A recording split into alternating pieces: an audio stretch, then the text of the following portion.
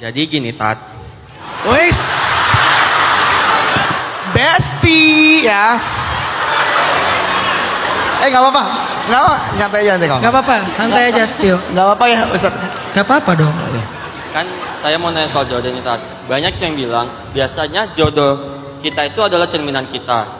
Tapi jika si cowok pernah punya latar belakang yang kurang baik, terus mendapatkan wanita yang baik-baik, yang mungkin lempeng-lempeng aja, apakah itu adil buat perempuannya atau sebaliknya? Karena kan itu tidak mencerminkan yang orang bilang tadi Ustadz. Nah, yang kedua ya Ustadz. Iya bro. Iya, iya. Boleh ya? Lanjut. Ya, Boleh Ustaz? boleh. Boleh. Nah, yang kedua Silakan. gini Ustadz. Menikah itu kan ibadah ya Ustadz. Selain menikah tujuannya buat ibadah dan melengkapkan separuh agama kita, Allah kan menjanjikan ketika menikah akan membuka pintu rezeki. Tapi kenapa Ustadz banyak kasus perceraian itu masalah ekonomi, dan masalah ekonomi ini ada di nomor 2 dari banyaknya alasan perceraian. Jadi mohon penjelasannya Ustadz agar saya kelak entar memiliki pasangan hidup atau menikah lebih paham dan lebih mengerti buat gimana menyikapinya. Jodoh itu adalah cermin ataupun pelengkap dalam hidup kita. Jadi kayak yang melengkapi kita, yang mensupport kita, yang mengerti kita. Kan ada istilah sakinah. Sakinah itu adalah ketika kita ngerasa tenang tanpa paksaan. Mawaddah itu ketika kita ngerasa dicintai. Rahmah itu ketika kita ngerasa dimaafin. Jadi dia toleran sama kita. Kalau kita salah, dia oke, nggak apa-apa. Nanti dikasih kesempatan, dinasehatin. Itu namanya rahmah. Jadi kalau ada 3 hal ini, insya Allah itu jodoh kita tuh. Kita tenang tanpa paksaan, kita merasa dicintai, diperhatikan, terutama buat cewek nih. Ketiga, dia tuh rahmah banget. Dia tuh kayak pengampun banget gitu. Kalau ada apa-apa dia maafin, dia ampunin, dia tolerir, dia nggak langsung menghukum atau marah-marah. Itulah jodoh. Tapi kenapa ya ada orang yang nemu pasangan justru nggak jadi cerminan, nggak jadi pelengkap bagi dia? Berarti itu bukan jodohnya, tapi itu ujiannya. Berarti itu ujiannya. Sayyidah Khadijah sebelum menikah dengan Nabi Muhammad 2 kali diuji dalam perjodohan. Menikah yang pertama suaminya meninggal, menikah yang kedua bercerai. Apakah itu jodohnya Khadijah? Bukan. Kedua laki-laki itu adalah ujian bagi Khadijah. Yang satu ujian karena kehilangan, yang satu lagi ujian karena kekecewaan. Tapi dengan ujian-ujian itu tadi kita jawab, bisa taisir, bisa tarbiyah, bisa taubah, bisa apa satu lagi? Takhfif. Maka Khadijah belajar banyak hal. Khadijah mendapatkan banyak hikmah sampai kemudian Khadijah ada di level yang pantas untuk Nabi Muhammad SAW.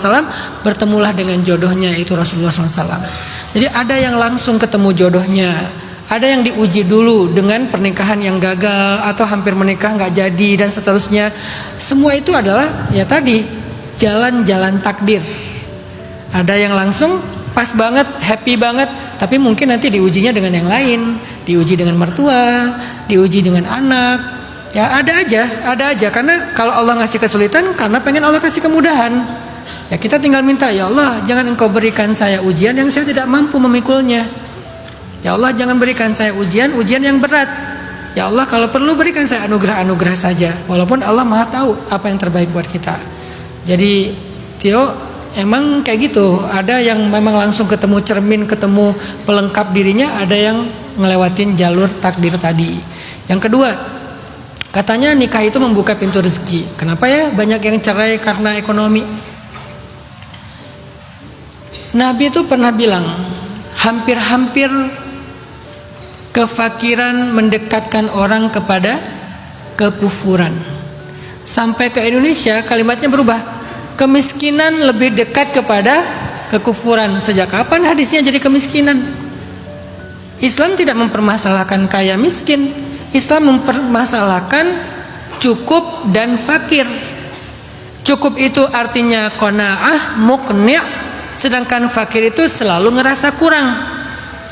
Jadi kadang orang udah kaya pun masih tetap fakir. Dia udah berkecukupan, dia udah mapan, dia udah punya penghasilan yang luar biasa, tapi selalu ngerasa kurang. Kenapa? Dia comparing dirinya sama orang lain yang lebih mungkin secara angka, sehingga tetap aja ngerasa fakir. Jadi yang sering menyebabkan orang gak nyaman dalam hidupnya itu bukan kemiskinan, bukan faktor ekonomi, faktor kefakiran.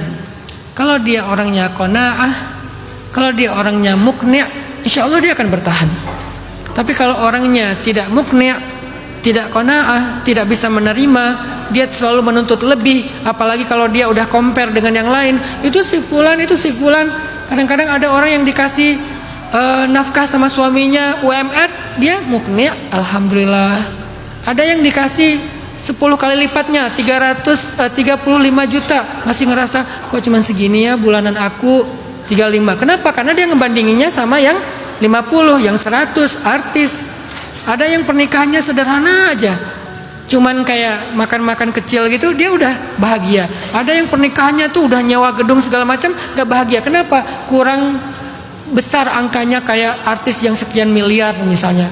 Ini bukan tentang masalah angka ekonomi finansial, ini masalah ridho atau enggak ridho, qanaah atau enggak qanaah. Sehingga orang yang selalu merasa kurang ini dalam Islam disebut dengan fakir. Sedangkan orang yang hartanya pas-pasan disebut dengan miskin. Kadangkala orang miskin itu justru lebih bahagia. Kenapa? Dia selalu ridho, dia berkenan dengan apa yang dia dapatkan. Walaupun bukan berarti dia berhenti ikhtiar, tetap ikhtiar semaksimal mungkin. Tapi dapat berapa hari ini, dia terima. Atau dia udah mengusahakan sekian, tapi malah rugi, dapatnya cuma setengah, dia terima. Itu namanya orang yang qanaah, orang yang ridho. Sehingga Nabi SAW bersabda, man radhiya biqalilin minar rizqi radhiyallahu minhu biqalilin minal amal. Siapa yang ridho dengan rezeki yang sedikit, Allah juga akan ridho kepada dia dengan amal yang sedikit. Saya tahu diri lah, kalau amal saya itu sedikit pas-pasan. Jadi saya kalau dikasih Allah, ya saya ridho. Berapapun yang Allah kasih saya ridho. Atau diambil dari saya ridho. Ya terserah Allah aja lah. Dikasih banyak bersyukur, dikasih yang menurut kita kurang ya sabar, tetap ridho. Ridho itu antara dua aja, antara syukur sabar, namanya dua-duanya ridho.